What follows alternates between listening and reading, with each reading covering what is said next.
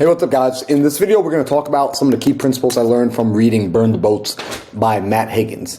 And if you're new to this channel, what I'm going to do is we're going to take some time to actually go through the books that I'm reading and break down different pieces of it and really go for comprehension. So hang out. We're going to read through the text, and then we're going to come back and really break it down and dive deep on what it means. If you're new to the channel, go ahead, hit that like button, hit the subscribe button. And at the end of this, I want you to leave a comment on what your biggest takeaway was. Do you agree with me, or do you have another perspective by chance?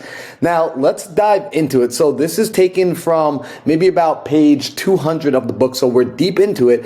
And in this book, Matt Higgins says, in all things business, be sure that you're being honest with yourself about your strengths and your weaknesses, and never try to fit a square peg into a round hole. If you've always dreamed of being an entrepreneur but don't instead find yourself flourishing in support roles to entrepreneurs, don't let your ego sabotage your success. Be a world-class executor. And a few pages later, he says the most important thing we can all do is to understand our own gifts and where we fit in the mix. But it's not enough to recognize the greatness in ourselves and those around us. We also have to recognize the opposite. When people are causing an organization's demise or limiting its potential for success, problems generally boil down to one simple fact pattern. Someone at the top is holding back the entire organization by being difficult, unsupportive, and short-circuiting the power of everyone around them. Difficult people, withholders, hijackers, victims, martyrs, and gaslighters stand in the way of others reaching their full potential and become toxic in pursuit of victory. So I just said a whole lot, but let's really break this down, because ultimately, when you look at the success of an organization, any organization at a high level, you will never find just a single person. Sometimes what happens is we get caught up in believing that the person who is the figurehead is the one who's running the entire show. Very much like if a person looks at our government and they see the president and they assume the president has all the power. No, the president is simply the face. We still have Congress. We still have the House of Representatives, the House of Senate, right? We have the judges, we have the attorneys. There is a massive organization behind sometimes what is only the talking head. So let's look at this, right? In all things business, be sure that you're being honest with yourself about your strengths and your weaknesses. This one hit me like a ton of bricks because it forces me to have the question for myself, what are my strengths and what are my weaknesses? And I want you to think about the same thing for yourself as you go through. When I was sitting down and analyzing what my strengths are, quite frankly, I had to realize, you know what? One of the things I've always been really good with has been absorbing information, digesting it, and then being able to regurgitate it, being able to bring it back and explain it to people so I could break complicated concepts down into very simple meanings that other people can understand even as young as 5-year-olds. And I recognize that is a strength. That's what allows me to communicate the vision to my team. That's what allows me to go out and sell. It's what allows me to do a lot of things. So really, what are your strengths so we can focus on it? Because we never want to try and fit a square peg into a round hole, which is another way of saying you don't want to be the right person in the wrong position. And this is a lot of business today. This is a lot of you. A lot of you find yourself online searching for something more because you are the right person, but you're currently in the wrong position of life. You are a square peg trying to be pushed through a round hole. So if you've always dreamed of being an entrepreneur, but instead you find yourself flourishing in a support role to an entrepreneur. So you dreamed of being the number one, but you find that every time you're put into a number two position, that's where your skill levels elevate. That's where you really shine. Don't let your ego sabotage your success.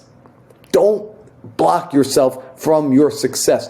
Be a world-class number two. Right? Or maybe you've been a number two, but you realize every time you're a number two, you outpace the number one. You're just like, I'm not happy here. We're not growing. And you always have these new ideas. You always have these new concepts that keep getting shut down. Perhaps you're a number one, right? But understand who you are. Understand your identity. Understand what makes you happy, and then also understand what is the marketplace gaining the most value from you when you do. When you're in what position, which position does the marketplace extract the most value from you? Because that's understanding your strengths.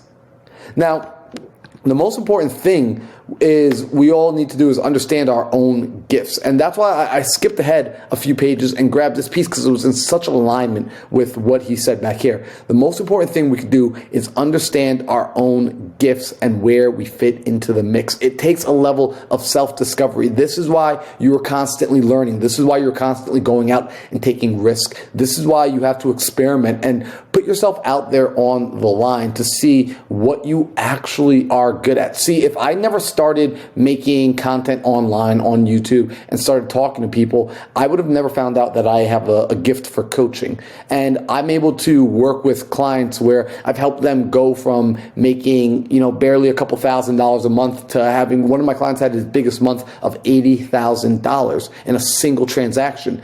And it came as a result of me putting myself out there and starting to experiment and see and test what felt to be in most alignment with me. I started to stop thinking about the money, and I started thinking about, what can I do? What's the sort of work I can get myself lost in all day and not really be bothered? And the marketplace finds it valuable. Now, it's not enough to recognize the greatness in ourselves and those around us. Right? We have to be able to see ourselves and those around us. We also have to recognize the opposite. We have to see when other people are causing an organization's demise or it's limiting its potential for success. Because having the wrong people in the right seat will start to eat away at you like a cancer. See, a lot of people think cancer cells are all bad cells, but what you find is in some cases, cancer cells are cells that are part of the body that's supposed to be there, but they're not doing their job properly. It's too much of it. So we sometimes have like the person in there and like there's too much of them in the wrong position. And we need to now start to limit how many of those people are there. We have to just pay attention to what's not working. We have to recognize when we have cancers inside of our organization, inside of our teams, and we've got to start to rip those cancers out. So the problem is generally boiled down to one simple fact pattern. Someone at the top is holding the entire organization back by being difficult, unsupportive, and short-circuiting the power of everyone around them. Typically, a fragile ego won't let other people shine. They will press those people down. I've been a part of organizations that had the potential to grow, but unfortunately, leadership at the top, there were two owners, and one of the owners was all about empowering his employees. He was about empowering us and growing. The other one wanted to control things more. Because he was unwilling to take risk and let go of the control, he would keep people down because he knew how to control people at a certain level. If they had grown larger, he did not understand how to control that, so he stifled it. And because he did that, that company today, unfortunately, what could have been a major, major company out in Long Island, New York, it's still around, but it is little. It's one location. Business is limited only to a couple $100,000 a year in revenue. It could have been a multi-million-dollar organization that the owners could have been sitting back on a beach, relaxing somewhere, if they had empowered, if they were willing to take the risk, if both owners